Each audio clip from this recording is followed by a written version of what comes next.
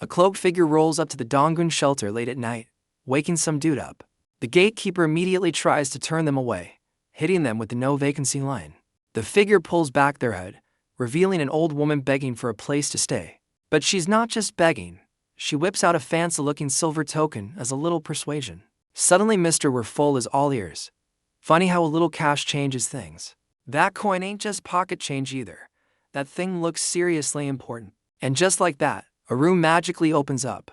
The gatekeeper folds instantly. Plot twist. The old woman was actually a little white-haired kid in disguise. Our boy just finessed his way into the sketchy-ass shelter. Absolute legend. And the place looks less like a shelter and more like a fortress. This is gonna get wild.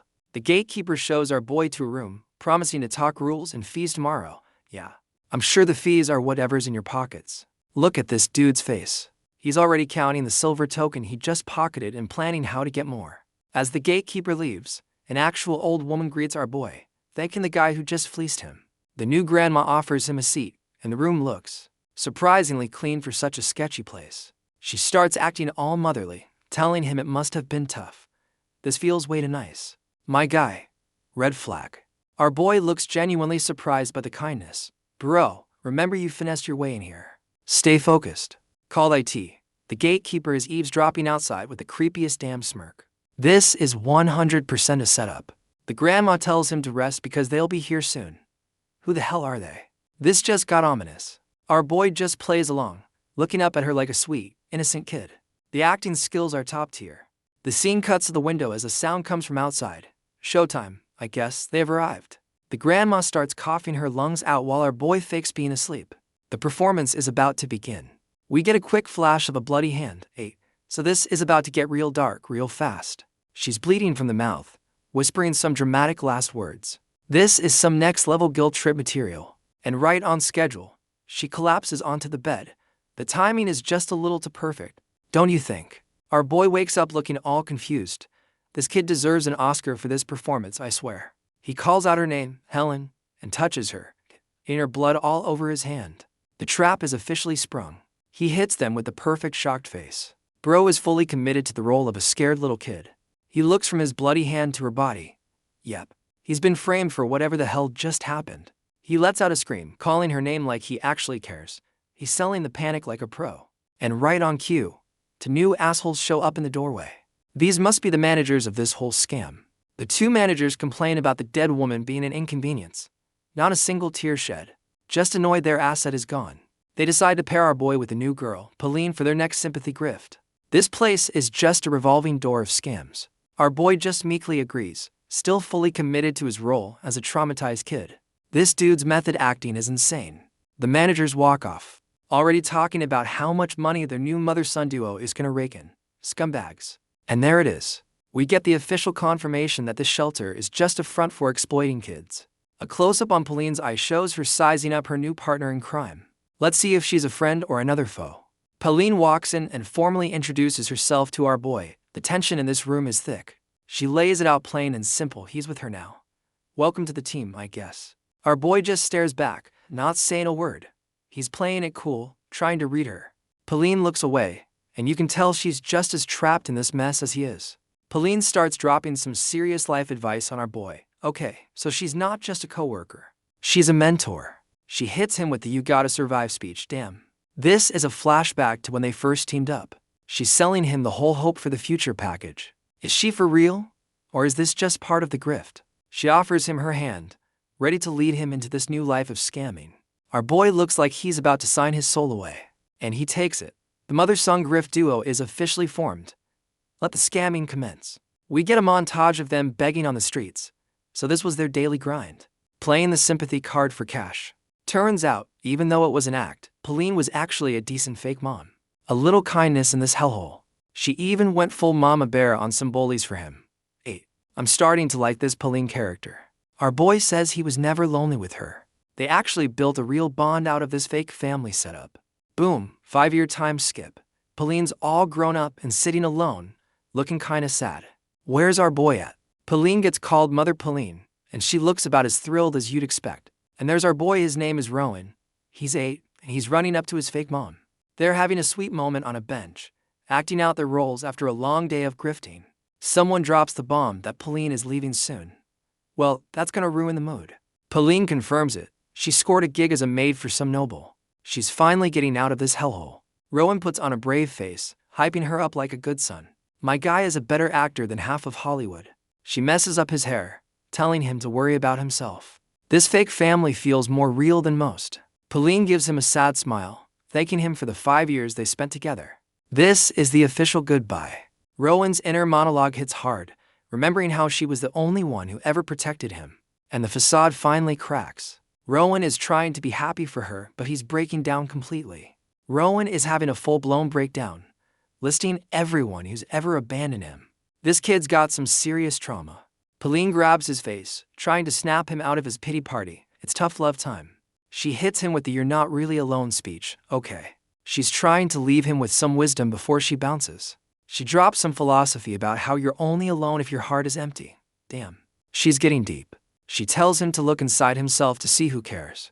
This is some serious Jedi-level advice right here. She gives him the classic "I'll always be with you in your heart" line. Hey, the feels are hitting hard now. And just like that, she's gone. Rowan is left all alone, processing the fact that his only family just left. He remembers her advice about looking into his heart.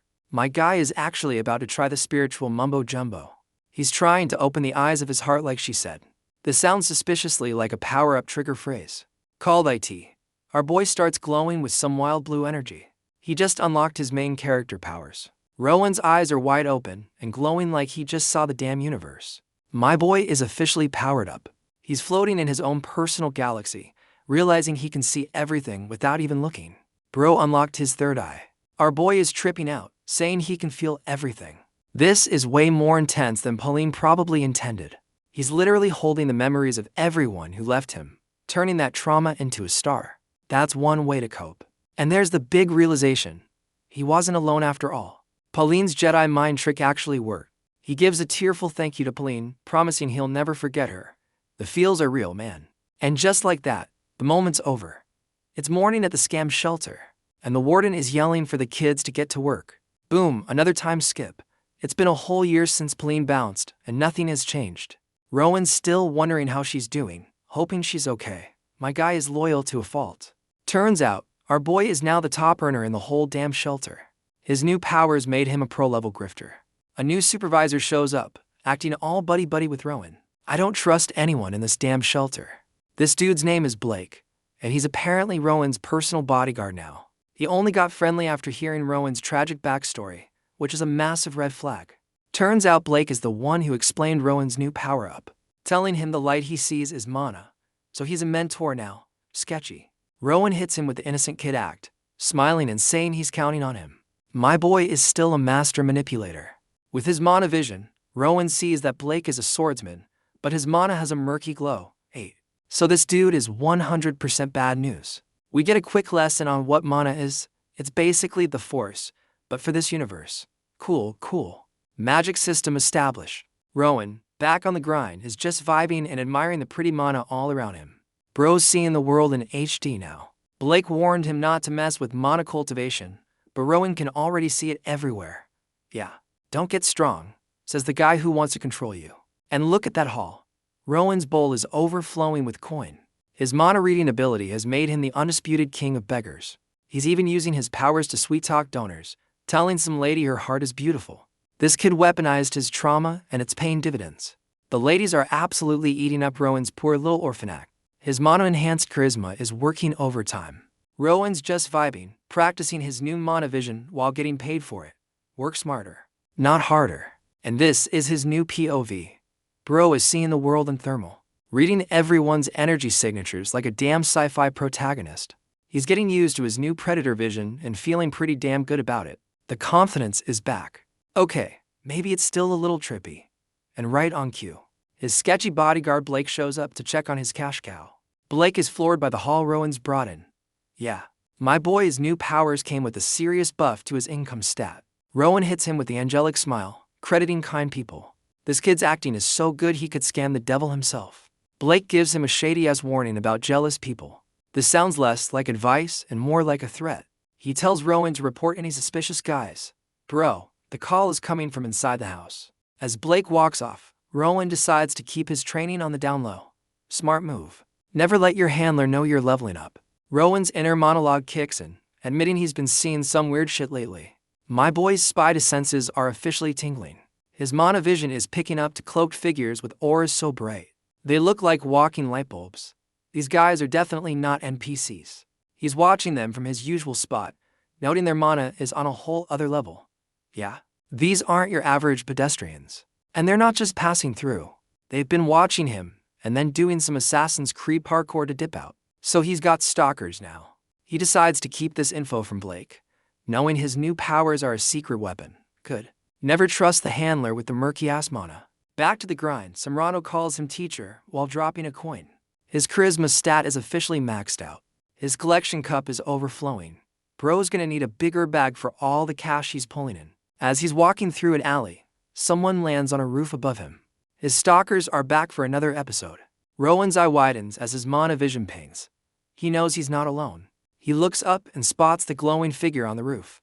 Yep, it's the same bright mana weirdos from before. Showtime. Rowan confirms his suspicions, realizing his new fan club is still tailing him through the streets. He notes they've stopped being subtle about it. Guess the hide and seek portion of the stalking is officially over. His mana vision confirms he's getting boxed in.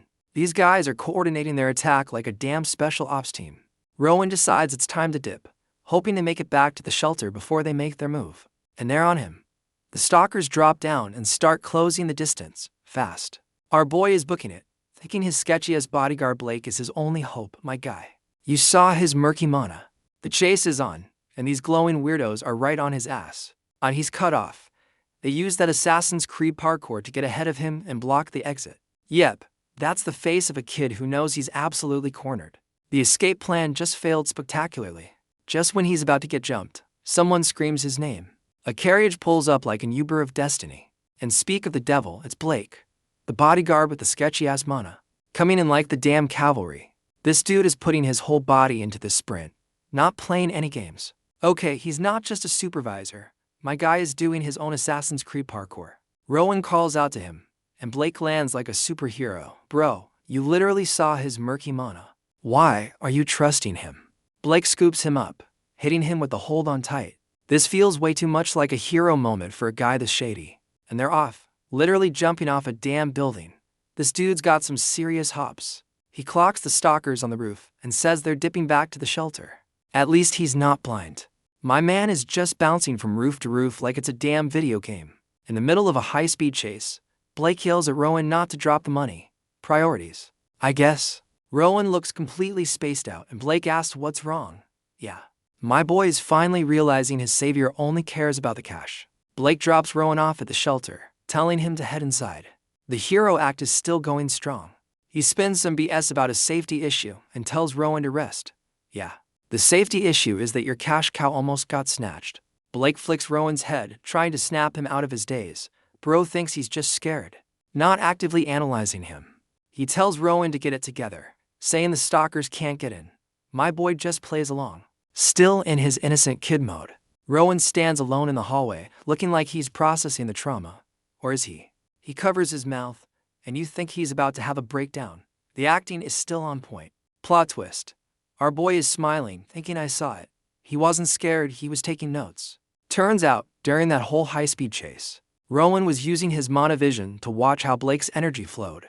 He got a front row seat to how Blake concentrated mana in his legs to do those insane parkour jumps. My guy just got a live tutorial on applied mana combat while being carried to safety. He's downloading the data.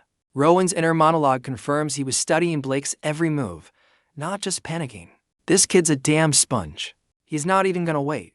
My boy just saw the tutorial and is ready to jump straight into the game. And the self-taught training arc begins. He's literally breathing in the magic around him like it's oxygen. Bro goes full avatar state, circulating that raw mana through his body. He's a natural-born prodigy. He's already figuring out how to store it, turning himself into a walking, talking mana battery. And just like that, the lesson's over. My guy just speedrun the entire intro to mana course in 5 minutes.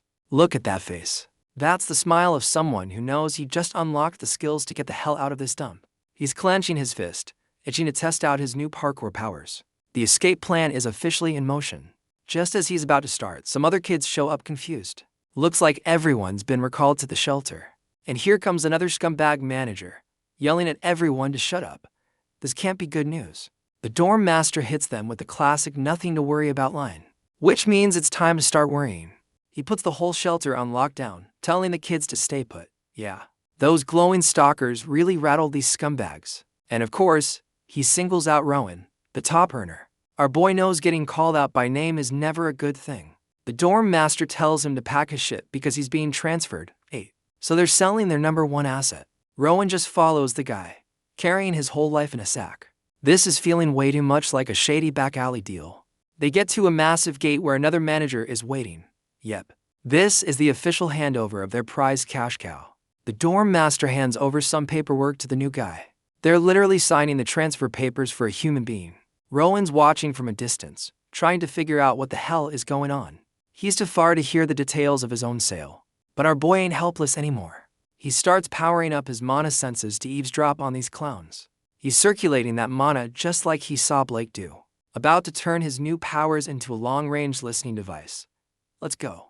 Rowan channels his new mana powers into his ears, turning himself into a walking satellite dish. And it works. He overhears them questioning why a beggar kid is being moved to the main building. The dorm master says the director plays favorites because Rowan's got a pretty face. Yeah. That's not creepy at all. They mention an incident with 2 runners from the union. Oh, so his stalkers have a name now. Rowan's brain is working overtime, connecting the dots between runners and the 2 glowing weirdos who jumped him. Yep, he's realizing the guys who chased him weren't just random thugs. They're part of something bigger. The new manager finally notices him and calls him over, snapping him out of his detective work. The new guy just tells him to follow, and Rowan goes back to playing the meek little orphan. They're walking on floors so clean you can see your reflection. This is a major upgrade from the shelter's dirt floors. He's being led up a grand staircase, and our boy is taken in his new, much fancier prison. The new manager leads Rowan to a fancy-ass door, about to meet the next level of scumbag management. He starts to call out for Amy before getting interrupted.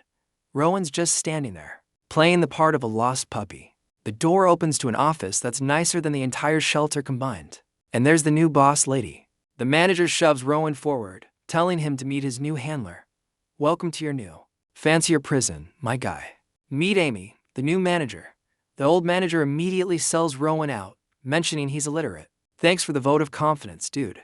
And just like that, the manager bounces, leaving Rowan with his new warden. The kid looks like he's sweating bullets. Amy immediately starts sizing him up, hitting him with the "how old are you and you can't read" combo. The judgment is real. She drops a snobby comment about him being from the slums. Yeah, we get it. You're better than him. She flips the script, offering to teach him to read and telling him to call her big sister. This is giving major grooming vibes. Rowan, ever the pragmatist, asks why a beggar needs to learn to read. My boy is smelling the bullshit from a mile away. Amy explains reading sessions like he's a complete moron. So their new plan is to turn him from a beggar into a public speaker. She lays out the new grift, performing for rich authors and nobles. This is the big leagues of scamming, my guy. Rowan connects the dots, and Amy confirms they pimp out the kids to read for sponsors. It's just begging with extra steps. She dangles the idea of a special reading, and Rowan plays dumb, asking for the deets. My boy is always gathering intel. A special reading is the final step before getting adopted. Then she hits him with the "but you can't read" lol. Cold. Amy's realizing Rowan isn't scared of her at all. Yeah, my boy's seen way worse than some stuck-up manager. He hits her with the patented angelic smile, and she pats his head. He's already got his new handler wrapped around his finger. She leads him out, and Rowan plays the part of the perfect, obedient little orphan. The performance never stops. Amy introduces Rowan to his new dorm mates, basically telling them not to start shit. Welcome to the elite scammers dorm. She assigns him a corner spot, and the other kids just stare. The new guy has officially arrived.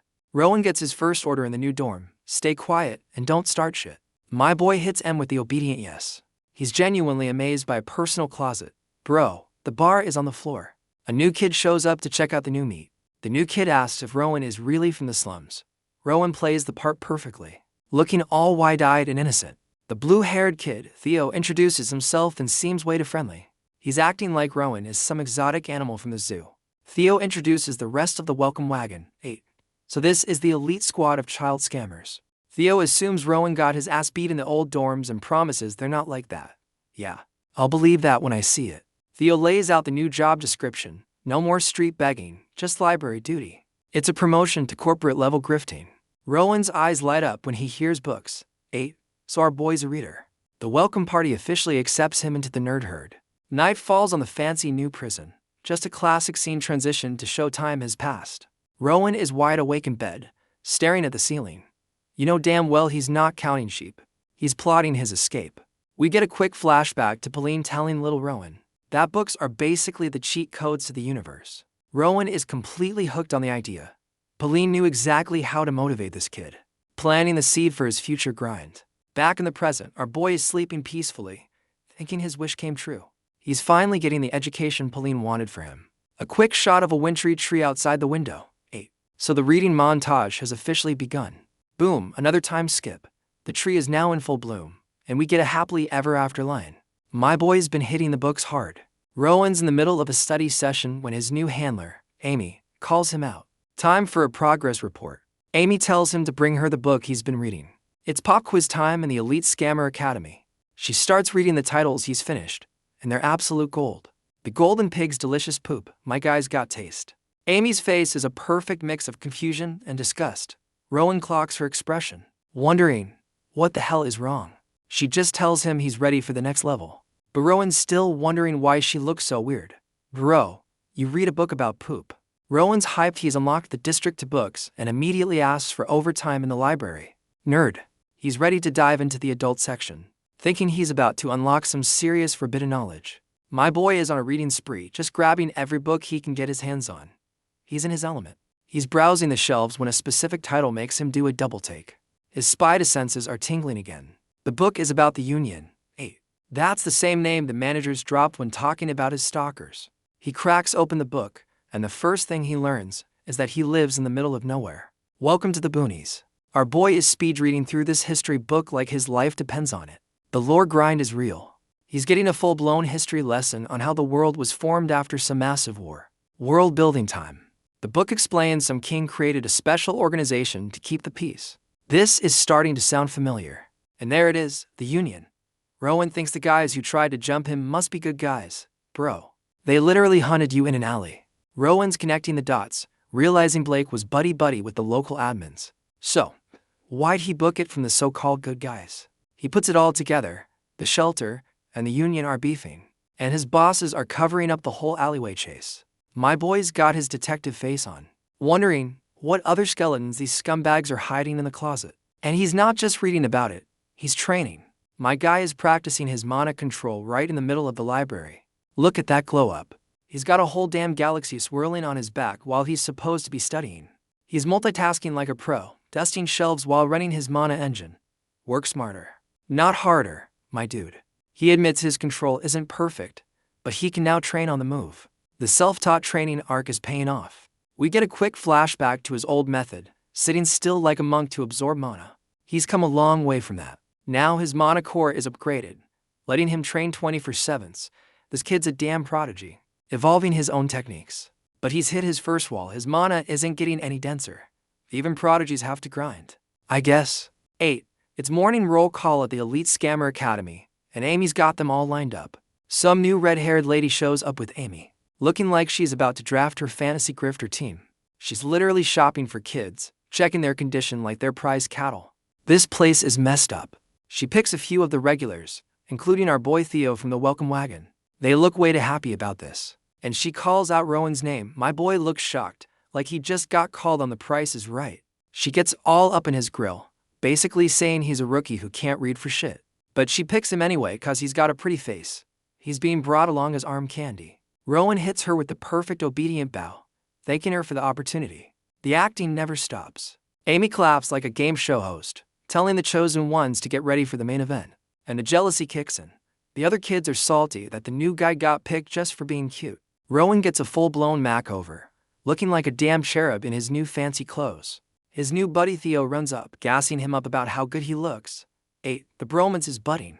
The red-haired lady tells Rowan to go sit down. Yeah, you're the arm candy, kid. Stay out of the way. They've got all the kids lined up at this massive table like they're about to be auctioned off. The lady announces the guests have arrived. It's showtime for the Elite Scammer Squad. And in walk the rich ladies, the prime targets for this whole sad orphan performance. One of the noble women freezes, looking at Rowan like she's seen a ghost. Oh shit, does she know him? We get a quick flashback to Rowan's overflowing begging bowl from his street days. And there it is. It's the same lady he scammed with his mana-enhanced beautiful heart routine. She's absolutely shook seeing the little street beggars she pitied all cleaned up in a fancy hall. Busted. Rowan immediately recognizes his old mark and lays the charm on thick, thanking her for her generosity. The hustle never sleeps. The red-haired manager asks how they know each other, and the lady outs him as a street beggar. Well, the secret's out, but the lady is eating it up, and the manager spins it into a look how far he's come success story. They just flipped a potential L into a massive W. The lady is so invested now she wants Rowan to do the reading. The manager tries to shut it down, reminding her he's just the arm candy today. But after some light begging, the manager reluctantly agrees. Yeah, this was the plan all along. Get the rich lady hooked. Rowan's inner monologue kicks in, realizing he's face to face with his old mark. The whole room is staring, waiting for the show. He's having a full-on internal crisis, looking like he's about to confess his sins or something. And there's the look. He's made a decision. And you know damn well it's not going to be what's in the script. He's standing there, thinking he tried to fight the feeling. Bro is about to go completely off book for this performance. He looks right at the lady and drops an "I like you." My guy just turned a book reading into a damn love confession. Absolute madman. And the crowd goes wild. The rich ladies are absolutely melting over our boy's impromptu confession. Rowan's inner monologue confirms he's lacing his voice with mana, basically Jedi mind tricking the whole room. But our boy realizes something's off. His powers are kicking into a gear he didn't even know he had. His mana senses just went into overdrive. My guy can hear heartbeats and tears like he's got Daredevil sonar. He's trying to play it cool, while his brain is getting blasted with sensory overload. The show must go on, I guess. And the performance lands a perfect 10. His old mark is completely mesmerized, calling it a beautiful reading. She's already booking him for a sequel tomorrow. The red-haired manager is practically seeing dollar signs. Back to the grind. The performance is over, and it's time for period 2 in the library. No days off for our boy. Rowan has a full-blown epiphany, realizing that mastering mana is all about mastering his own body, and he's found the textbooks for it. My guy is about to study anatomy to level up his magic skills. The nerd grind is real. Rowan's back in the library, still on his self-improvement grind. The hustle never stops, my guy.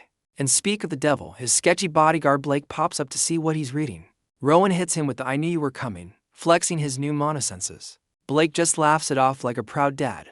Blake butters him up, saying he heard Rowan was a star at the reading. Yeah, he's checking on his investment. Rowan calls him out for not being on duty, and Blake hits him with a vague "I'm busy" excuse. Sketchy level is rising. Blake drops the bomb that the Union is back, and he's gonna go deal with them. Oh. So, he's admitting he's beefing with the good guys. Rowan lays the praise on thick, telling Blake he's the man for the job. My boy's acting skills are still S tier. Blake eats it up, getting all touchy-feely and saying he's energized.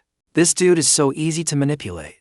And there's the inner monologue we've been waiting for. Rowan's research confirms. Blake is probably a villain, called IT. But Rowan's conflicted. Blake's a bad guy who's been nice to him. Welcome to moral ambiguity, kid. Rowan just lets his sketchy bodyguard mess up his hair, already thinking about his next big performance.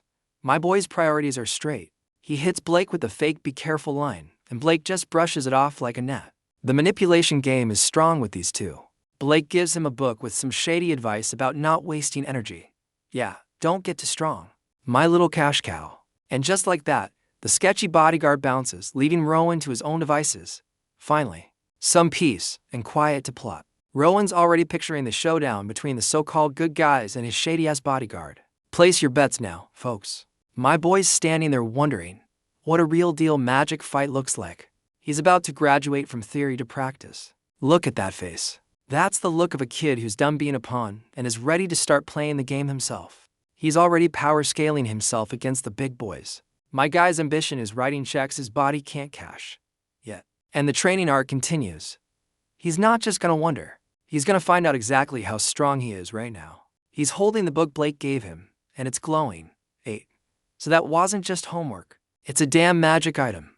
Rowan's holding Blake's gift, and the damn thing is glowing like a nuclear reactor. This ain't your average library book. And the book just self-destructs, ripping itself in half. Rowan's only reaction is "ah damn." My guy is completely unfazed. He's more upset about the wasted book than the fact it just exploded with magic in his hands. Priorities, I guess. Just as he's cleaning up the magic dust, he gets summoned by management. The grind never stops. Rowan walks in, playing the perfect little angel, asking the deputy director what's up. The act is flawless. The red-haired manager is sitting at her desk, about to explain why her star player just got called up to the big leagues. Turns out, the rich ladies from the last reading are throwing a fit, demanding an encore from our boy. They're going full Karen mode, demanding a solo performance. His Mona Lisa's confession made him a superstar. The manager is literally crying tears of joy. She's about to make bank off this kid's new fan club. She asks if he can handle the pressure, and Rowan hits her with that $1,000,000 smile. He's got this in the bag. The red-haired manager calls an assembly to announce the next kid getting the golden ticket for a special reading. And the winner is Theo, not our boy Rowan. That's a curveball I did not see coming. Theo is completely floored he got picked, and the manager is hyping him up like he just won the damn lottery. Rowan plays the supportive friend, but you know damn well the other kids were betting on him to get the call-up. Theo's so naive, telling Rowan he'll get adopted soon. Bro, it's a dog-eat-dog world in the Scammer Academy. And just like that, Theo gets escorted out. Another one bites the dust in the elite grifter dorms. Rowan watches his buddy leave, thinking it's a shame. But my boy's got no time for feelings. He's got a career to build. We flash back to Rowan's performance, where he's laying the Mona Lisa's charm on thick for the rich ladies. Yeah, our boy was too busy being a superstar to mourn his friend. The hustle waits for no one. My guy. Amy's back as his scheduler, booking him for 2 shows a day. My guy's officially the main event now. The red-haired manager tells Rowan he's in high demand, acting like it's such a chore. Yeah, a chore that's lining her pockets. Rowan hits her with a patented angelic smile, saying he's just happy people enjoy it. The act is still flawless, my guy. He busts out the damn cat ears, asking for a break cause he's drained. This kid just weaponized his cuteness for some training time, and she completely falls for it, telling him to stay in the backyard. He's got his new handler wrapped around his little finger. Rowan steps outside, finally getting a moment alone. You know damn well he's not just here for the fresh air. And there it is. The second he's out of sight, he's back on his training grind.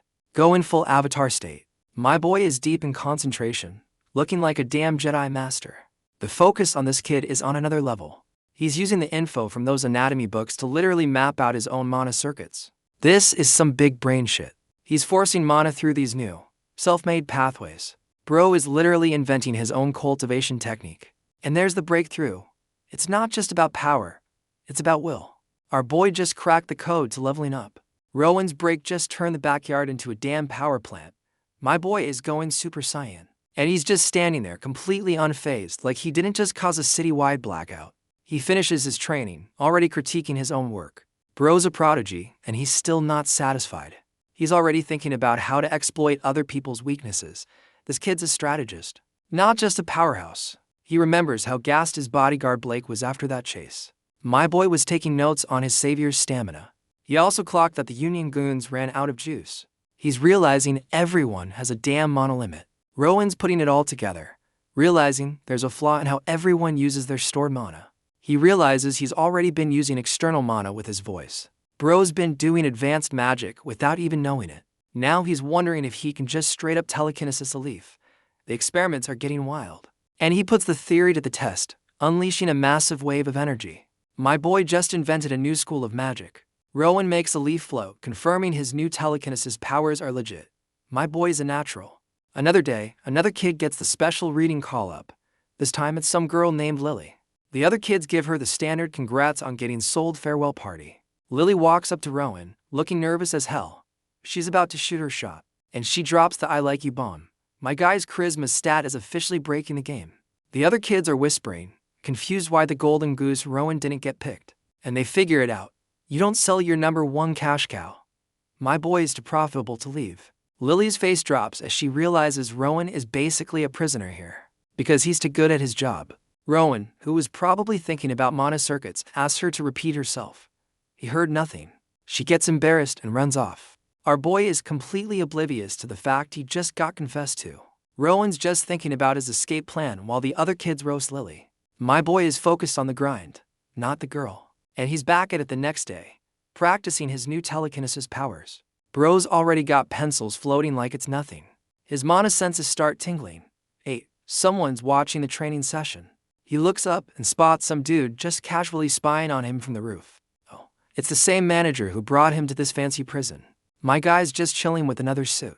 And the manager just collapses, coughing like crazy. Rowan's monovision shows his energy is tanking hard. The other suit catches him just before he faceplants. Rowan walks up, trying to get the scoop. The second manager looks up, calling the collapsed dude Eager. 8. So the goons have names now. He helps his boy Eager up, looking absolutely pissed off about the whole situation. And he blames the union bastards. Yep, the good guys are out here putting the hurt on the shelter staff. Rowan's brain is connecting the dots about the union when the manager spots him eavesdropping. Busted. The manager hits him with the classic you saw nothing line while dragging his beat-up buddy away. Rowan plays along, but his spidey senses are going crazy. He knows this is bigger than just a random fight. Back inside, Amy puts the whole operation on lockdown, canceling the afternoon grift. Panic mode is officially on. She kicks all the sponsors out and tells the kids to shut up and get back to their rooms. Yeah, something's definitely up. As the kids are being herded out, Rowan gets called out by name. You know that's never a good sign. Amy grabs him, looking dead serious, and tells him to get ready. This ain't your average book report, my guy. And there it is. He's getting a special reading. They're finally selling their #1 cash cow. Rowan gets suited up, looking less like a kid and more like a man on a mission. The final performance is here. He's getting dressed, thinking about Amy. He knows exactly what this means. It's graduation day at the Scammer Academy. Amy hits him with the special reading muse, looking way too serious. Yeah, this is the final boss of grifting. Rowan's brain is working overtime, realizing the union is the reason that manager got folded earlier. He connects the dots. The lockdown and his sudden promotion are all because the union is breathing down their necks. Our boy is walking to his fate, knowing damn well this isn't just another performance. The plot is thickening. Amy gives him a look, probably wondering if he's figured out he's about to be sold off for good. Rowan, looking fresh as hell in his new suit, calls out to his handler. The innocent act is still on full display. He asks if they're going to the sponsor, but his inner monologue confirms he knows the shelter is in panic mode.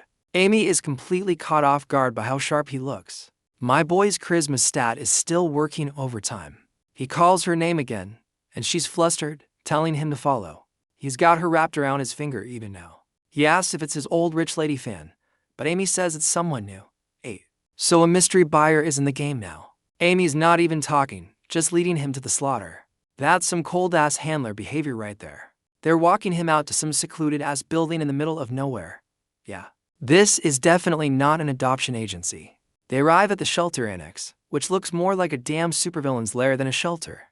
Rowan's monovision goes nuts, confirming the whole building is radiating the same sketchy energy as his bodyguard Blake. Some new suit shows up, welcoming Rowan by name and rushing him inside. This is the final boss of the scumbags. The new boss grabs Rowan, and our boy immediately clocks Amy's face. She looks like she just sold her favorite puppy. And the door closes, leaving Amy outside. Yep, she just handed him over and bounced. The betrayal is complete. Rowan's now in a windowless room, realizing this place is even darker than he thought. Welcome to the final level of hell. He overhears the deputy director talking about escaping. So this whole special reading is just a last-ditch effort before they get raided. 8. So this ain't a reading. It's a damn ritual. They're about to use our boy to power up some sketchy-ass spell. The deputy director tells Rowan to read from a fancy-ass book. This is the script for whatever sketchy ritual they're about to pull. Rowan sits down, looking like the perfect little student. He's playing the part. But you know he's already scanning the room for an exit. And there it is, his monovision kicks in. He's not just looking. He's seeing what's really going on in this damn room. His predator vision spots a massive, dark pit in the floor. Yeah, that's not a normal architectural feature, my guy. He realizes the pit is a damn mononuke. The deputy director tells him to start the show. Completely oblivious to Rowan's new powers, Rowan agrees to start, reading some generic fantasy novel to a giant, ominous hole in the ground. Just another Tuesday. While reading, he realizes there's a second, invisible monosource. The plot thickens. And so does the sketchy energy in this room. He starts feeling a whole-ass soap opera of emotions that aren't his. Whatever's in that pit is an emotional wreck. And there's the oh shit moment. Our boy is getting flooded with feelings from whatever is listening to his story time. Called IT. The pit is a giant monovacuum, and Rowan's the damn battery. They're draining him to power up whatever's down there. Rowan's not about to be a human battery deciding he's gonna fight the monodrain. He's banking on the union showing up to save the day, while the deputy director stands guard. My boy is looking stressed, but you can see the gears turning. He's cooking up a plan. He decides to use his new technique, trying to absorb ambient mana to fight the drain. Big brain move. And he goes full vacuum cleaner, sucking up all the loose mana in the room like a damn Dyson. My guy just turned the room into a damn mana hurricane, and he's just chilling in the middle of it. He forms a damn force field, pushing back against the put's energy suck. The director has no idea. And it works. My boy just leveled up mid-ritual, and now all he has to do is stall for time. He scans the area with his monodar, but the Union cavalry hasn't arrived yet, damn. So now he's just gotta stall, reading a bedtime story to a demonic pit until the good guys show up. The deputy director and some other suit are getting antsy, wondering why Rowan isn't drained yet. The director decides he's waited long enough and is going in to check on his human battery. Rowan's monodar pings, letting him know the big bosses are on their way to his room. Our boy is still stalling, wondering if he's bought enough time for the good guys to show up. And right on cue, his spidey senses confirm it. The cavalry has officially arrived. Let's go. The managers are already hitting the secret escape route, pushing a damn statue out of the way. The director is pissed, booking it for the exit while his whole operation goes up in flames. Rowan realizes he's been ditched, watching the scumbags scramble for a secret basement exit. He's staring at the escape route, wondering what the hell they've got stashed in the basement. Boom. One of the managers gets absolutely folded. The Union is officially making its entrance. The Union has the scumbag managers cornered, hitting them with the "you're running 'cause you're guilty" line. Yeah, no shit, Sherlock. The managers are booking it down the secret stairs while Rowan just watches the chaos. From the bottom floor, Rowan's not even scared, just watching the dark magic fly by. My boy is always in data collection mode, even during a damn raid. He follows them into the basement and finds a damn tree made of screaming bodies. 8. The shelter is officially a horror movie set. He gets a closer look and realizes it's a statue of all the kids they've adopted out. This is some next-level evil shit. And at the center is a woman with a glowing sword through her chest. That's gotta be the power source for this whole nightmare. Plot twist. Rowan recognizes the main statue. It's Pauline. They turned his fake mom into a damn mana battery. Meanwhile, one of the Union guys is going feral, calling someone a rat bastard. The cavalry is having some internal drama, and he's yelling at Blake. Rowan's sketchy bodyguard is just standing there over a dead manager. What the hell is going on? Blake admits he killed the directors for fun, so he's not a good guy or a bad guy. He's just a damn psycho playing both sides. The Union guy holds up a shriveled fruit, explaining he found it after the directors vanished. 8. So the kids are literally being harvested. He says the director brought Rowan to make more fruit. So our boy was next on the chopping block to become part of that nightmare tree. The Union dude draws his sword, looking ready to chop down this whole cursed operation. He's officially done with this shit, and he charges the damn statue, ready to free the souls of these kids.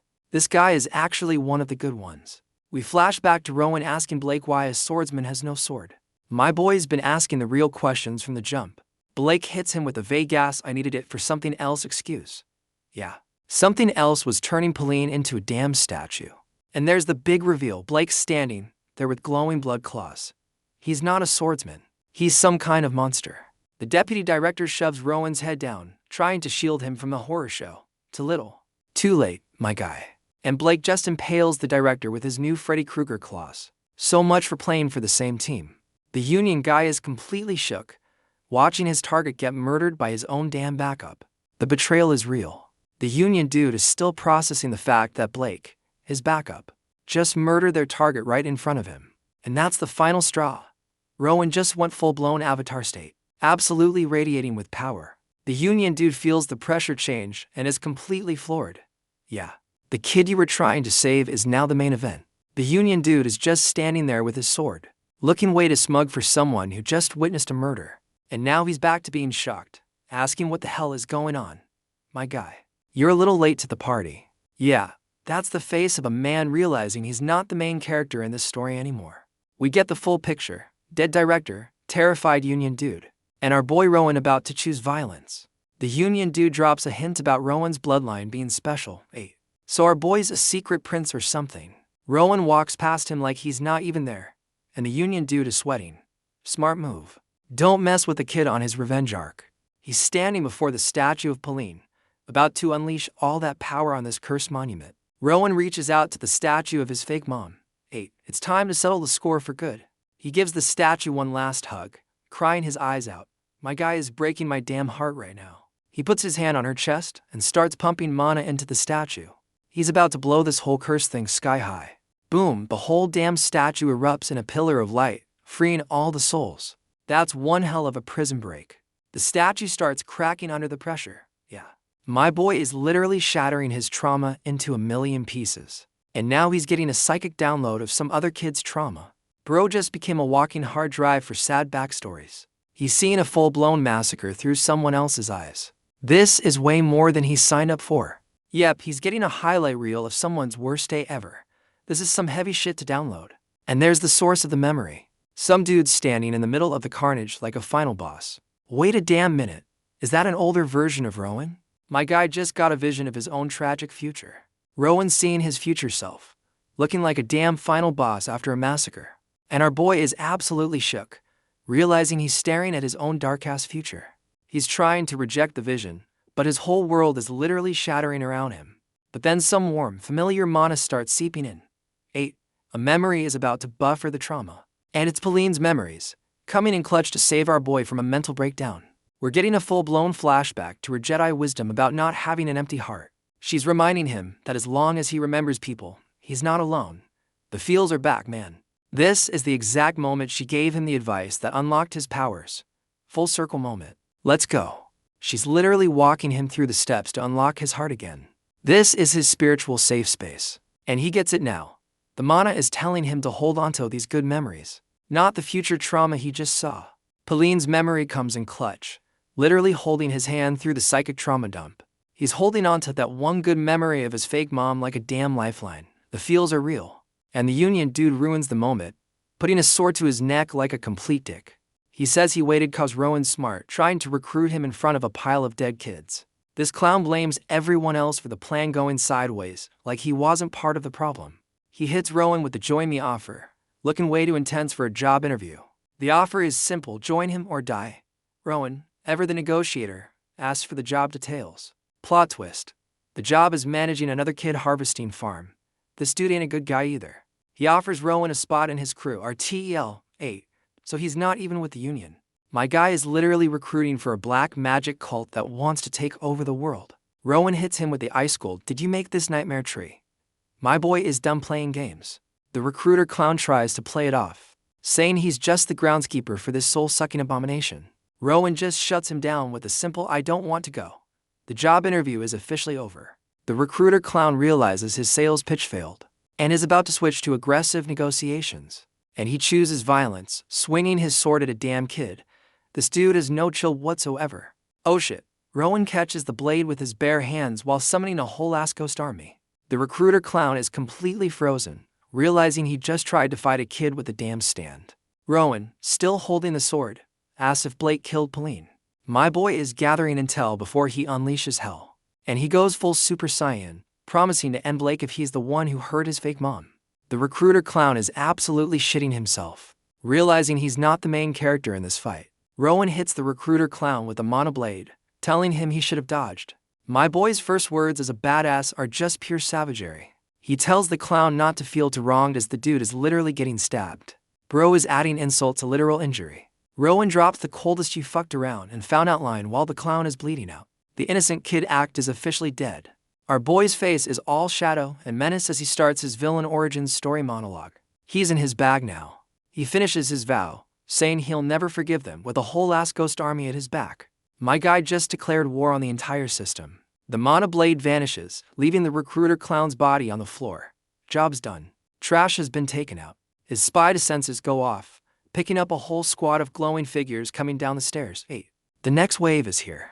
A new Union commander rolls in with his squad, ordering a full sweep of the area. The real cavalry just showed up. We get a name drop. Deputy Commander Oscar of the Union Faith Division. This dude looks like he actually means business. The new commander, Oscar, finally spots Rowan standing by the nightmare tree. Yeah, finding a kid next to a soul tree isn't in the training manual. Oscar clocks the floating mana blade and immediately asks if Rowan learned that trick from the dead recruiter's cult. Rowan hits him with the I'm self-taught line, and you can practically see Oscar's brain short-circuit. The commander is shook, thinking it's impossible, but he can tell our boy isn't capping. The prodigy status is confirmed. Oscar pulls rank, dropping his full title before asking for Rowan's name. 8. The official interrogation is starting. Rowan introduces himself, and then flexes his library card, breaking down Oscar's entire division and rank from his damn pin. Oscar's officially impressed, realizing this kid is built different, and asks him to put away the floating murder weapon. Rowan dismisses the mana blade like it's nothing, and one of Oscar's goons runs up with the field report. The goon reports that the Nightmare Tree is a recent addition, and whatever was powering it has been shut down. Oscar's confused because there's no trace of a high-level user. They have no idea the kid in front of them just soloed the damn thing. The goon adds that the harvested kids are also messed up, while Rowan just stares at the horror show he just ended. Rowan's looking at the statues of his old dorm mates, apologizing for not being a better friend. My boy is already processing the trauma like a damn Terminator. He turns to the commander, Oscar, and asks if he's seen this kind of horror show before. Oscar confirms this ain't his first kid harvesting rodeo. Rowan's already planning his revenge tour, asking if they're gonna hit up the other farms. This kid doesn't want therapy. He wants a damn crusade. Oscar clocks how emotionless our boy is, but confirms the Union's job is to burn these farms down. He just gave Rowan his new life's mission, and Rowan shoots his shot, asking Oscar to take him with them. My guy is trying to join the damn army at age 12. Oscar sees right through the tough guy act, realizing Rowan's just bottling up the trauma. He knows our boy is broken, not heartless. He agrees to take him. But it's not a team-up. Our boy is officially a person of interest in a federal investigation. Rowan follows Oscar out of the nightmare basement, leaving the last of his childhood behind. The revenge arc has officially begun. As he's walking, he spots a body on the ground. Oh shit, that green dress looks way too familiar. And there it is. It's Pauline's actual body, not just a statue. The bastards left her here after they were done. Rowan takes a pin from Pauline's dress, a final memento before he has to leave her behind for good. Oscar gets the full mission debrief outside, with his squad reporting a clean sweep and no casualties on their side. The report drops the body count. A bunch of cultists and shelter staff are dead, but 2 escaped. You know damn well Blake is one of them. They're completely clueless about why the ritual failed, blaming it on some other priest. They have no idea the kid next to them soloed the damn thing. The goon finishes his report, and Oscar just soaks it all in while Rowan stands there, back in his quiet orphan mode.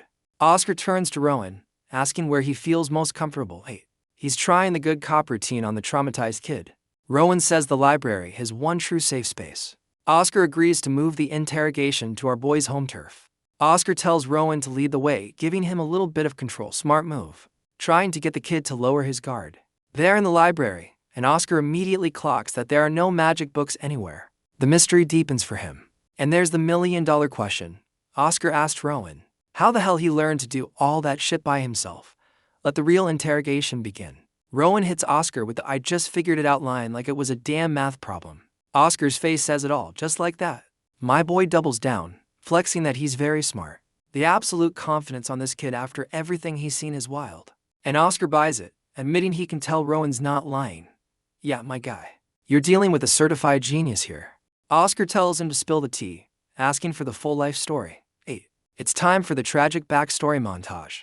Rowan looks like he's deciding which version of the truth to tell. You know he's about to spin this masterfully. And he starts his story, beginning with how he ended up in this hellhole in the first place. We get the wide shot as Rowan lays out his whole damn life story for the commander. Story time is officially in session. The narration continues, showing the massive library as Rowan explains everything. He's really setting the scene. He wraps up his story by saying his fake mom, Pauline, gave him his powers, a perfect, sentimental lie to cover his prodigy ass. Oscar's still processing, admitting there's a lot he doesn't get. Yeah, no shit. You just got a SparNotes version of a horror story. Oscar's running the stats, realizing this untrained kid just no diff to pros and soloed a high-level ritual. Yeah, my boy's built different. He's still shook that Rowan's not even breaking a sweat. Bro, my guy's mana pool has no bottom. Get with the program. Rowan flips the script, taking over his own damn interrogation to ask about the Nightmare Tree. The absolute power move. And we get the lore drop. The tree is a black magic soul farm run by the RTEL cult. So that's the name of the bastards he's gotta hunt down. Oscar explains the fruit is just crystallized life force. They literally turn kids into forbidden gushers for a power-up. He even shows Rowan one of the shriveled kid fruits, and my boy just asks if you eat it. Cold as ice. This one. Yep, it's a black market monosteroid. This world's economy is officially running on the souls of dead children. Rowan connects the dots, asking about the reading sessions. Turns out, His performances were just seasoning for the soul fruit. My boy has a flashback, realizing the nightmare tree was vibing to his stories just like the rich ladies. The hustle was a horror show all along. He figures out his readings worked because the souls were still human enough to be soothed. My guy just psychoanalyzed a damn soul tree. Oscar admits Rowan's psychoanalysis of the soul tree is on point. My boy is literally consulting on his own case now. Rowan asked about telekinesis, and Oscar explains it's the fancy word for his floating sword trick. Rowan flexes his self-taught telekinesis, and Oscar's like, yeah, that's top tier. But you're doing it weird. Oscar confirms Rowan is NINE, and then asks why a literal child wants to join a Black Ops magic squad. Oscar calls him out, asking why he trusts them after getting played by his last two handlers. Good question. Rowan admits he doesn't trust them completely. But you know he's about to drop some galaxy brain logic. He busts out the angelic smile, saying his gut tells him Oscar is bright and pure. The manipulation is back on, baby. Oscar is completely flustered by the compliment, calling him reckless for trusting a vibe check. He's not ready for this kid. Oscar says he can't just recruit a random kid, no matter how good his people reading skills are. The job interview continues. Rowan tries to list his resume, but Oscar shuts him down, saying skills aren't everything. Time for the life lesson. Rowan hits him with the sad puppy dog eyes after getting rejected. The manipulation is subtle, but it's always on. Oscar tries to let him down easy, but Rowan's already got the droopy ears out. My boy knows how to work an audience. The commander pulls the "you're just a young" card. So they'll take a prodigy. Just not a preteen one. Rowan hits him with the "is age more important than ability?" Comeback. My boy is debating his way onto the damn payroll. Oscar admits Rowan's a genius who folded to pros, but says that's not the point. He's trying to stick to the HR script. He starts lecturing about experience, basically saying you can't be a grizzled veteran at 9. Fair point, but boring. Rowan flips it, asking if Oscar thinks his judgment sucks. Our boy just turned a job rejection into a personal attack. Oscar is officially stressed out by this 9-year-old's debate skills, and calls for a mock interview to regain control. He asks why Rowan killed the recruiter clown, and Rowan gives the coldest, most logical self-defense argument ever. Oscar pushes back, asking if he's sure his emotions didn't play a part, bro. The kid just saw his fake mom's corpse. Rowan admits he was fueled by rage, but he's not about to apologize for taking out the trash. My boy says his trauma gave him 20/20 its vision, and Oscar's like, prove it. He says the recruiter clown had too many bodies on his K/D ratio to ever be forgiven. He's speaking for the victims now. Rowan drops the coldest line yet. He doesn't have the right to let a monster like that live, damn. Kid. Oscar hits him with the "so you get to play judge, jury, and executioner." The commander is not letting this slide. Rowan's logic is simple. He had the power, so he did it. It's the might makes right argument from a damn 9-year-old. But he's not a psycho. He admits he'll take the heat if it comes. He knows what he did was a crime. Oscar keeps pressing, asking if killing him was the only option. This is the final test of the interview. Rowan just hits him with "someone had to take out the trash." The absolute conviction on this kid is insane.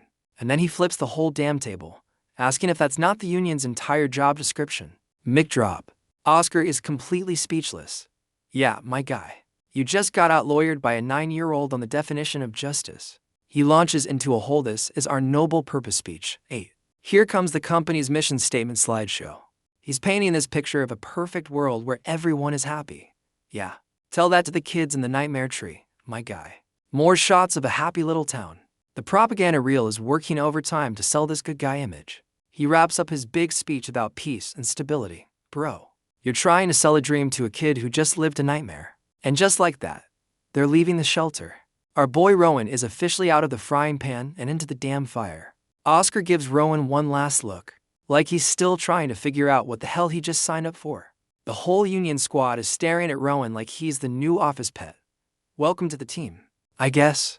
Oscar gives his squad the mission debrief, confirming the shelter was a front for the RTL cult. Yeah, we've been new, my guy. Some other old dude is giving out orders for the next mission. Our boy Rowan is already in the middle of a war council. Oscar's still reeling from getting schooled on justice by a 9-year-old, while his new elf subordinate just listens in. He's admitting Rowan's logic is solid, but it's way too cold for a kid. Yeah, my guy. Trauma does that to a person. Oscar drops a new lore bomb, Grave, the big bads of the world. And RTL is just one of their franchises. He basically offers Rowan an internship on his revenge tour, saying he could be useful in hunting down the other farms. Rowan plays dumb, and Oscar just tells him to report to HQ. The job interview is officially over. My boy got the gig. Oscar gives him the final challenge. Prove you're not just a fluke, and you're on the team. 8. The trial period begins. They're outside, and Rowan's already sizing up his new elf escort. The data collection never stops. My guy. My boy's mana vision is going off, analyzing the elf's power level. He's already power scaling his new babysitter. Oscar officially hands Rowan over to the new elf lady for the trip to HQ. 8. New handler just dropped. She introduces herself as Sienna, and Rowan hits her with the I own nothing line. Damn, kid.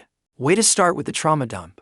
Sienna gives him one chance for a Q&A, and Rowan's first question is basically, what's your race? He tells the dark elf she's not murky enough, and she's just confused by the casual racism. Rowan hits her with the smooth recovery, calling her mysterious instead. The charm is always on. Sienna drops another hint about his special bloodline. Yeah, we're getting closer to the secret prince reveal. Oscar puts Rowan on a horse with his new elf babysitter and bounces. The trial period has begun. Our boy waves goodbye like a damn cherub, and Oscar's whole squad is eating it up. And they're off, riding into the night. The revenge tour is officially on the road. A quick time skip to a campfire. The classic getting to know your new party member scene. Sienna hands him a gift, and Rowan looks up like he's never gotten a present before. She got him a damn sheath for his floating murder weapon. She's a practical one. Rowan thanks his new elf babysitter, Sienna, for the sheath and immediately calls her weird. Smooth. Kid, real smooth. He tries calling her big sister, and she's visibly cringing. My boy's social calibration is a little off after the murder basement. He has a damn eureka moment while Sienna just looks on, completely baffled by this kid's whole vibe. He lands on Senior, flexing his future employment status. This kid is already climbing the corporate ladder. Sienna is just speechless, trying to process the 9-year-old who just negotiated their professional relationship. And she caves, completely flustered by his charm. Yep, he's already got his new handler on lock. My boy is already back on the grind, practicing his floating murder weapon by the campfire. The hustle never sleeps. Sienna's watching him, realizing the kid she's escorting is not your average orphan. The prodigy vibes are strong. She tells him his power is special, and Rowan's just like, huh? Bro has no idea what he's even doing. She drops a hint that it's not just telekinesis and tells him to keep it on the down low. 8. Another layer to his secret powers. Rowan asks Sienna what his power is, and she admits she's never seen anything like it. Yeah, 'cause he's built different. She drops the lore bomb that it's an ancient elf ability to control raw mana, so he's got that OG vintage magic. Sienna explains ancient elves are the ancestors of her race. The special bloodline theory is looking more and more legit. She straight up says his parents must have been special based on his eyes. The secret prince arc is loading. The parents' comment hits a nerve. My boy's processing the one topic he knows nothing about. He's just sitting there, thinking about the family he never had. Damn. Even prodigies get the feel sometimes. And we're back on the road. The journey to Union HQ continues, one awkward horse ride at a time. Rowan's peeking over Sienna's shoulder like a little kid on a road trip. The trauma is temporarily offline. Sienna points out the massive fortress ahead. 8. They've officially arrived at the good guys' headquarters. We get a bird's eye view of the Union's town. My boy just graduated from a horror basement to a whole-ass city. 8. So Union HQ is a whole-ass city, not just a fort. My boy's officially in the big leagues now. Sienna's giving him the grand tour from horseback, and Rowan's just trying to soak it all in. She's explaining how this is the central hub for everyone. And my boy's looking like a tourist in a new world. Sienna drops the lore that this place is a fortress because all the S-tier players hang out here. And they've got a giant magic sword protecting the city from Grave. 8. So this is the good guy's final boss HQ. Rowan's just taking it all in, probably already power scaling himself against the giant city sword. Sienna announces they've arrived. The grand tour is over, time to get to business. She tells him this fancy-ass building is his new crib, a major upgrade from the murder basement. For sure. The doors open like he's about to walk into Hogwarts. Welcome to the Magic Academy, kid. They're walking through a damn paradise. My boy went from a horror movie set to a Ghibli film in one chapter. 8. Some new suit with full-sleeve tats shows up and dismisses Sienna. The babysitter's job is officially done. And here's the new boss, Director Lazaros. This dude looks like he's about to offer Rowan a $401,000 and a dental plan. Lazaros gets right to it, sizing up the new prodigy. My boy Rowan is meeting the whole damn corporate ladder on day 1. Rowan looks a little shook as Lazaros invites him for a chat. Yeah, 'cause the last few chats he's had involved murder. They're having their meeting in a room so damn bright it looks like heaven's waiting room. A major upgrade from the murder basement. Rowan's first comment is about how bright it is. Bro's eyes are still adjusting from living in a literal horror movie. And we get the full Union propaganda reel. They're the sword and boot, protecting the world from the big bads. Lazaros's inner monologue confirms it. His mana vision is going crazy. He's realizing our boy is a damn nuclear reactor in a kid's body. The director slides a pen or something over to Rowan. Time to sign the employment contract for the child soldier program. He asks Rowan for his hand, and my boy looks like he's about to get his palm read. This is definitely not a normal handshake. Lazaros grabs Rowan's hand, and you can see the full sleeve tats. The mana scan is officially on. Rowan's eyes go full avatar state as he gets a direct download of the director's power. My boy is shook. His mana vision shows the director's arm is basically a damn circuit board for magic. This is some next level shit. Lazaros is basically showing him what real mana control looks like. Our boy's getting a free masterclass. Rowan's already trying to copy the technique, realizing his own powers are just brute force. The prodigy just got humbled.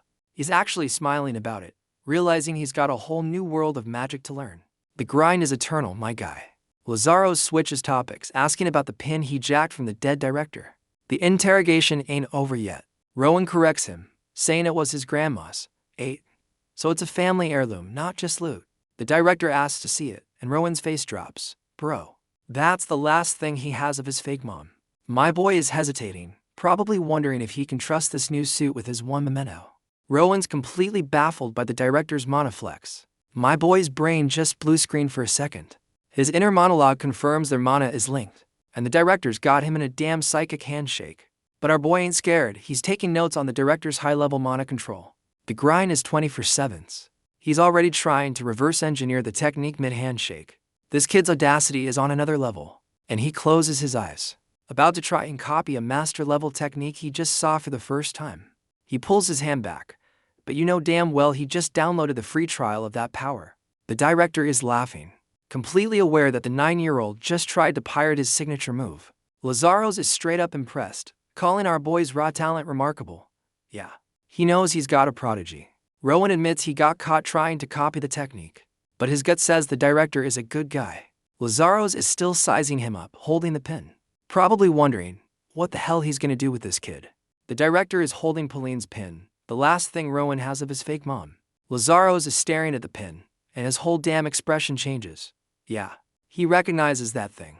Rowan's spider senses are tingling, confirming the director's mana just took a hit. He's definitely shook. Lazaros tries to play it off, but Rowan's already taking control of the conversation. The kid's always working an angle. My boy goes straight for the power scaling, asking if the director is the final boss.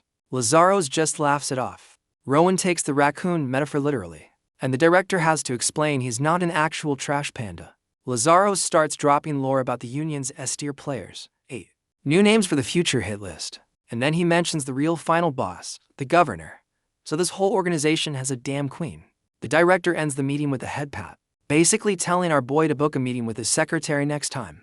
And Rowan's verdict is in. He likes the director. My boy's gut check just gave the Union's CEO a thumbs up. Rowan's inner monologue is glad he joined the Union as he's shown his new crib, a damn school. A new elf handler explains it's a daycare for child soldiers, and Rowan's just hyped to learn. The elf explains it's a 5-year program, but they only teach the basics, no secret techniques. Yeah, just theory and fundamentals. My boy, who invented his own magic, is about to ace this. Rowan is completely starstruck by the idea of a normal school, and his new handler is not impressed. Look at that face. My guy is genuinely thrilled to go to school after graduating from a murder basement. The elf handler cracks a smile, probably realizing this kid is a whole different breed of weird. And they roll up to the school, which looks more like a damn royal palace, a major upgrade. For sure. Welcome to the Union School, the official Hogwarts for traumatized prodigies and future war criminals. Rowan's already in the uniform, looking fresh as hell. My boy is ready for his first day of class. Rowan meets his new handler, Daphne, and immediately starts sizing her up. The innocent act is still his go-to move. She introduces herself as the head of academic affairs. So she's the dean of the Child Soldier Academy. Daphne hands him the course list, and my boy is looking at it like a damn menu at an all-you-can-eat buffet. And he checks off every single damn class. Bro is about to speedrun his entire education in one semester. He hands the list back to a completely stunned Daphne. Yeah, she's not used to kids who are actually hyped for homework. She tries to explain that his schedule is impossible. But my boy's just thinking challenge accepted. Rowan just gives her the confused head tilt. The concept of too hard does not exist in his vocabulary. He asks why studying is difficult, and Daphne just short circuits. She's realizing this kid is a damn anomaly. And we're off to class. My boy is about to show these other kids what a real prodigy looks like. The other students are already gossiping. 8. The new kid is officially the talk of the school. Rowan and Daphne walk into a lecture hall bigger than the entire murder shelter. My boy's officially in the big leagues now. My boy's taking in the scene, probably already power scaling every single kid in the room. The grind never stops. And there it is, the predator vision kicks in. Time to get the real stats on the competition. His mana vision confirms it, and he's not even surprised. These kids are all juiced up with talent. And the first skin reveals a problem. Every single kid here has a higher base mana level than him. While Daphne introduces him, he confirms his theory. His body is the weak link, not his technique. Daphne gives him the floor, and you know our boy is about to drop the perfect intro. He's having a flashback to his grifting days at the shelter. The stage is familiar, but the audience is different. And he hits him with a little smirk. Bro's about to treat this classroom like another one of his readings. He drops his name and the fact he's from a shelter, and the whole damn class is shook. My guy just flexed his trauma. Rowan hits them with the patented angelic smile, asking them to take care of him. The charm offensive has officially begun. Daphne is completely caught off guard by the charm, but tells him to find a seat. Yeah, she's not ready for this kid. My boy walks to his seat while the whole class whispers. He's already the main character on day one. He takes his seat, looking like he owns the damn place. Hey, time for the real show to start. The teacher asks him if he can read. Lady, you have no idea who you're talking to. This is his whole damn gimmick. Rowan confirms he can read, and she asks him to read for the class. She just handed a loaded gun to a master marksman. He opens the book and is completely shook. 8. So the curriculum here is a little different from what he expected. We get a flashback to some weird-ass fairy tale about a pig's poop. What the hell are they teaching these kids? And there's the oh shit moment. He recognizes the story from his training with Amy back at the murder shelter. He starts reading the ridiculous story, and the whole class is losing it. My boy is about to turn literature class into a comedy show. He's still reading, but his brain is connecting the dots about why his old handler Amy hated this damn book. My boy's psychoanalyzing his old handler mid-story, wondering if she was hiding a curse like the girl in the book. He pulls back, realizing he's just guessing, and gets back to the performance. The show must go on. He figures he'll never know what Amy was thinking unless he sees her again. 8. Another name for the reunion tour. He wraps up the story, concluding that people are way more complicated than magic theory. You ain't wrong, kid. The teacher is just staring, completely speechless. Yeah, she was not expecting a full-blown TED Talk on a pig poop story. And the whole damn class gives him a standing ovation. My boy just turned his first day into a sold-out show. Even the teacher is clapping, completely won over by the new kid's charisma. She's a fan now. Her inner monologue confirms it. She knows a prodigy just walked into her classroom. The hype is real. And just like that, he's already got a whole damn crew surrounding him after class. Popularity speedrun, let's go. The new classmates are already simping for Rowan, gassing him up about his reading skills. My boy's charisma is undefeated. Rowan's just standing there confused. Bro's not used to praise that doesn't come with a price tag. 8. Some new girl is staring him down, looking like she's seen a ghost. She's definitely recognizing him from somewhere. And there's the oh shit moment. Her brain just connected the dots on something big. Called IT. She's having a flashback to the nightmare tree vision. Recognizing Rowan from the psychic trauma dump. The plot is thickening. She introduces herself as Sophie, the class president, trying to act casual after having a full-blown PTSD episode. They shake on it, but you know damn well she's thinking about the massacre vision, not his class schedule. She asks what class he's taking, and Rowan says swordsmanship with that same innocent smile. Sophie clocks the dagger sheath and assumes he's a future Union soldier. But Rowan just drops that he signed up for every damn class. He asks if swords are a requirement, saying they don't suit him. Bro, you literally invented a floating murder blade. Stop playing. Sophie is completely baffled by his swords don't suit me comment. Yeah, the kid who invented a ghost sword is playing dumb. And Rowan's just standing there with the question marks, wondering why everyone's confused. My boy's social skills are still buffering. 8. Scene change. Time for the next class on our boy's impossible schedule. The whole squad rolls out for swordsmanship class. Let's see how the prodigy handles a real weapon. And there's the instructor, looking like he eats nails for breakfast. This is gonna be fun. The instructor opens his mouth, and you just know some bullshit is about to come out.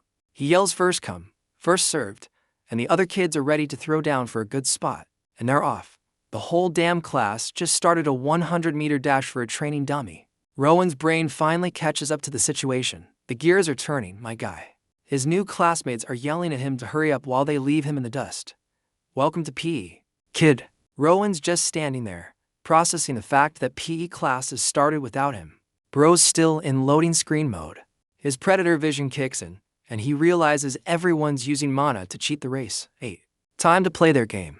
And he's off. My boy just hit the damn nitrous button, leaving a shockwave in his wake. He's literally flying past the other students, who are all looking completely shook. Welcome to the big leagues, kids. The other kids are losing their minds, wondering who the hell this new speed demon is. Yeah, that's your new main character. Sophie, the class president, is watching him go by, completely floored by the display. She's screaming his name, realizing the quiet new kid is an absolute monster on the field. He zips right past her, and she's having a full-blown meltdown about his impossible speed. Yeah, get used to it. My guy is so far ahead he's just a dot, laughing his ass off. He's not just winning, he's styling on the entire class. He turns back with that angelic smile, telling them to catch him. Bro is literally thriving in this new high mana environment.